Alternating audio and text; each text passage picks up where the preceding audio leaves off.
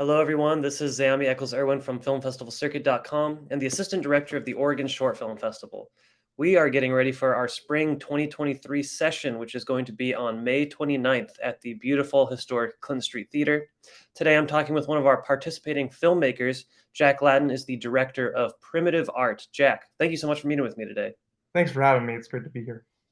So let's jump right in. You have a very unique concept behind this film. What inspired you to make this? This has been a script that's been a long time brewing with help from my friends. It started in freshman year of college. I was living on the dorm floor with all the same people that acted in this film 3 years later.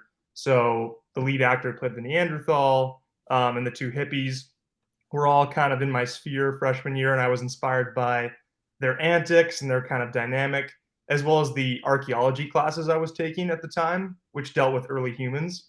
And I think that in terms of the concept of this film specifically, I was really interested in the idea of artistic symbols being passed down over time and iterated on by different cultures and how they can take on new meanings, and how if a Neanderthal had an interpretation of a certain symbol and a human did, that symbol could allow them to connect despite the communication barriers between them. So I think like it's sort of fantastical, but also just kind of thinking about how those symbols could be transmitted between people. Totally. Well, it's a fun film and it's a fun time, but it does have this academic backbone, the universal language of iconography and this exploration of early humans. It's very cool. Um, I'm kind of interested a little bit about costuming and the prosthetics. Is there anything you can Definitely. expand on about that? Absolutely, yeah. So I work closely with Mart Ulrich, who's actually another childhood friend of mine. I've known her since I was young kid, and she is very resourceful when it comes to sourcing materials for costumes. So mainly we looked for our materials in thrift stores, so like random scraps of leather that we could cobble together Totally. to make the costumes. And then in terms of the hippie costumes, it was a lot of originally like sort of a 60s 70s influence, and we started going in a more modern direction towards the end. But yeah, and the prosthetics were very simple. The actual main forehead brow piece was purchased from a Hollywood makeup shop, and then we worked with Sydney Huff and our producer Kendall Huff, both very talented, multi-talented sisters, to kind of work on the prosthetics beforehand and on set.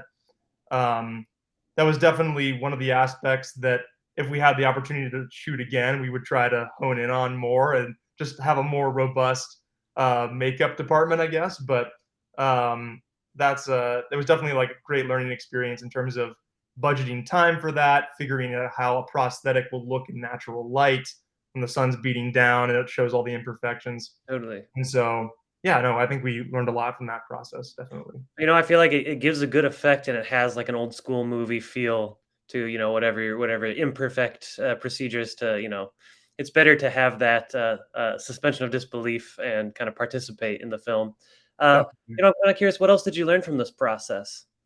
I think I also like on the subject of prosthetics.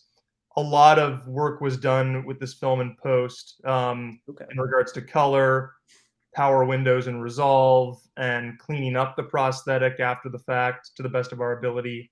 So I think that it was really just learning how to unlock all the tools nowadays that you have in Resolve of being able to relight scenes after the fact. And I know for cinematographers that's often like taboo of like, oh no, got to do it on set. But I think that in the case of we're shooting out in the desert, we're kind of Right. going with the elements. Those tools are incredibly useful when we're not in a very controlled environment. Um, and so that was definitely something that we all learned working in post. And I think in terms of the shooting process, uh, learning how to navigate location scouting on a low budget, and you know really just thinking about what's maybe not the best looking location, but what's like the most realistic place that we can Mm, get that's going to be comfortable for everyone to travel to. In the process of scouting for our cave for the protagonist, we actually ventured down to San Diego, kind of deep into like the like Anza Borrego, like Desert State Park area. And I remember we went up to the park ranger there asking to go visit the caves, and she was like, "Oh, I would not venture there. That's, people have, there was recently a cave in and people died in that cave, Oh, geez. and so we're like, okay, we're not going to go there. So kind of thinking realistically about, this cave might have the most cinematic quality, but if you're trying to go for a very ambitious location like that, ultimately what we found was this cave 45 minutes away from downtown LA that served all the things we need. So I guess, yeah, just a matter of like for the natural locations, trying to blend them together in a way that's convincing, in a way that's like conducive for the crew to travel to and stay locally. So I think, yeah, just keeping the vision realistic with what the resources we had was something we learned as well. Totally. And it's a great location. Um, so what other projects are you working on? Do you have any more shorts in the works right now? Yeah, so recently we shot another, this kind of a very similar team that worked on this film, shot a proof of concept short for a feature we're developing that takes place in the San Francisco Bay Area.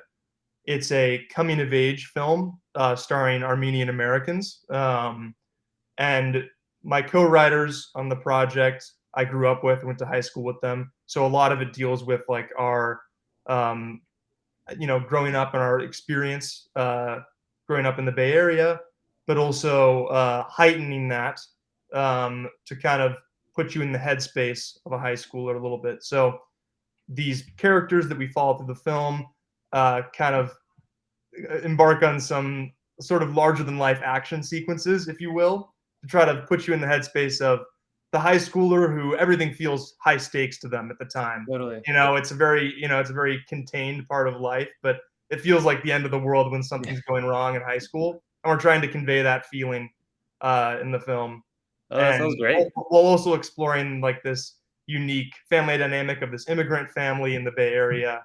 Um, and just that's another one where we're just really trying to maximize the resources we have at hand. As many of locations we can utilize from our upbringing, whether it be houses, wilderness locations that we know we have access to. So just trying to maximize that as much as possible. And I think that's kind of been our philosophy with this film, with all the projects we've worked on together as a team, is like, you know, not thinking about, oh, what could we do? It's like, okay, what do we have at our disposal and what can we make with that? Has really been like our philosophy. So Excellent. definitely. Well, I'm looking forward to seeing that someday. Is there anything you'd like to add about primitive art? Yeah, I mean, I think the film. I really hope that you know people just enjoy it. It's really the film is not um, trying to make any grand sweeping statements about society. It's really intended as just like a piece of entertainment where you can just relax and Totally. uh, sort of take it in and take from it what you will. And yeah, I just really hope people enjoyed it. I'm really looking forward to the audience reactions at the Clinton Street Theater. So, Absolutely. I think they're really going to get a lot of enjoyment out of this one. I'm super excited to put this on the big screen, May 29th at the Clinton Street Theater. Thank you so much, Jack. It's been a real pleasure. thank you so much for having me. I really appreciate it. Take care. Bye.